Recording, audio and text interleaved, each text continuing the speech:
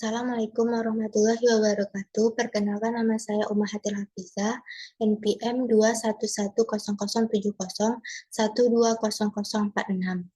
Baiklah, pada kali ini saya akan mempresentasikan hasil tugas komunikasi kesehatan yang berjudul Pretesting Media dengan dosen pengampu Bapak Dr. Nova Arihman, SKM MKes. Yang pertama, pengertian pretesting media pada komunikasi dalam program kesehatan masyarakat. Pretesting media adalah suatu alat yang digunakan dalam mengumpulkan informasi dan pesan-pesan yang disampaikan oleh komunikator kepada komunikan, guna mengukur tingkat pengetahuan komunikan sebelum dan sesudah diberikan penyuluhan atau pelatihan.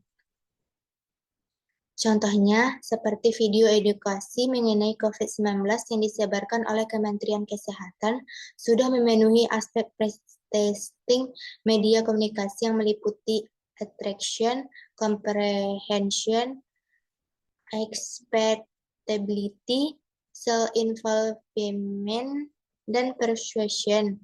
Analisis triangulasi sumber menghasilkan bahwa video edukasi tersebut terbukti dapat mempengaruhi masyarakat dalam mengubah pengetahuan, sikap, dan perilaku atau knowledge, attitude, and practice untuk penanggulangan dan pencegahan pandemi virus COVID-19. Nomor 2, tujuan-tujuan pretesting media pada komunikasi dalam program kesehatan masyarakat.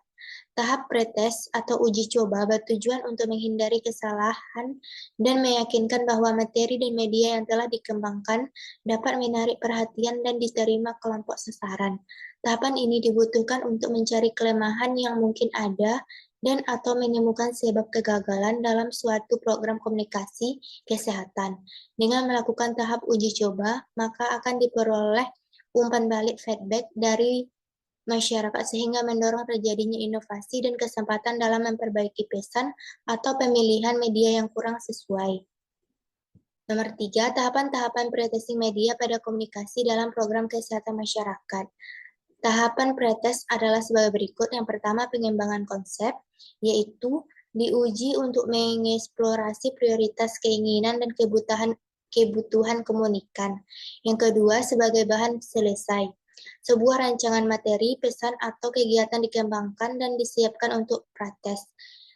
Bisa berupa gambar, naskah, atau kata-kata untuk bahan yang akan digunakan dengan prioritas komunikan. Yang ketiga, bahan alternatif.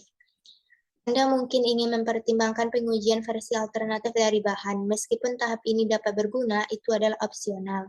Itu selalu lebih mudah bagi orang untuk berbagi dengan Anda pemikiran mereka ketika ditanya tentang beberapa pilihan dibandingkan hanya satu. Yang keempat, produk akhir. Meskipun Anda telah mengikuti tahapan sebelumnya, pengujian produk akhir selalu disarankan. Pada tahap ini harus ada beberapa kejutan dan penonton harus menemukan pesan materi yang jelas, ringkas, dan menarik. 4. Alasan pentingnya pretesting media pada komunikasi dalam program kesehatan masyarakat. Yang pertama, perhatian. Apakah pesan atau menarik atau mengundang perhatian audiens? Yang kedua, yaitu pemahaman. Apakah pesan dipahami secara jelas? Apakah ide utama mudah dimengerti? Yang ketiga, yaitu relevansi personal. Apakah target audiens merasa pesan yang disampaikan relevan bagi dirinya? Yang keempat, kepercayaan.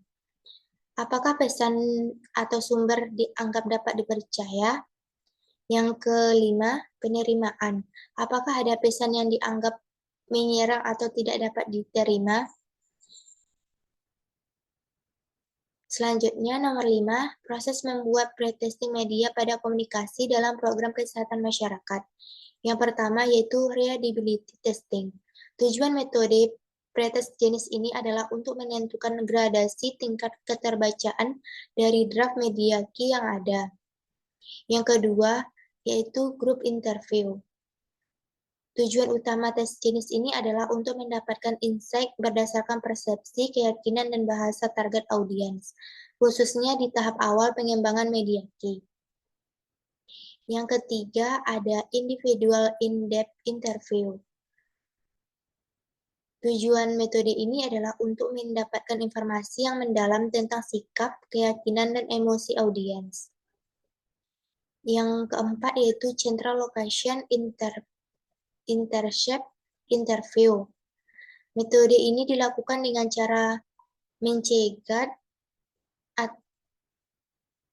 responden di tempat yang paling sering didatangi oleh target audiens.